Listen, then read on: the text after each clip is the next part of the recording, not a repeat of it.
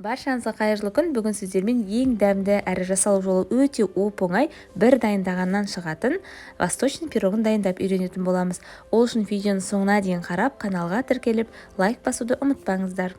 Ол үшін бізге шұңғыл ыдысқа майымызды ертіп аламыз, кейін үстіне бір жұмыртқамызды салып, қосқышымызды салып, қантымызды салып, барлығын біріктіріп, жақсылап араластырып аламыз.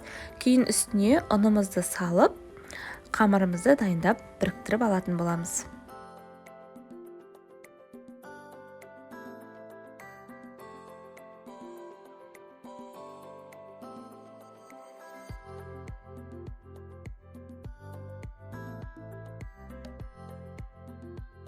Дайын болған қамырымызды формамызға орналастырамыз. Мендегі форманың диаметрі 26 см. Кез келген формаға орналастырсаңыз болады. Видеода көріп тұрғандарыңыздай қолыңыздың көмегімен барлық жерін біркелкі етіп жайып аламыз. Кейін үстін шаншқымен жүріп өтеміз. Үстіне салмасын саламыз. Мендегі салмасы мейіз, өрік және грек жаңғағы.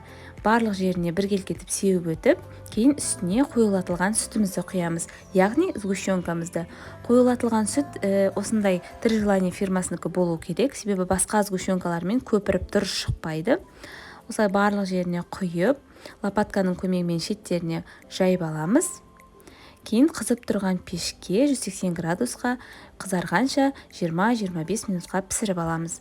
Дайын болған пирогымызды сәл суытып, осылай кесіп, дастарханға ұсынсаңыздар болады. Дәмі, иісі енді өте керемет, міндетті түрде дайындап көруге кеңес беремін.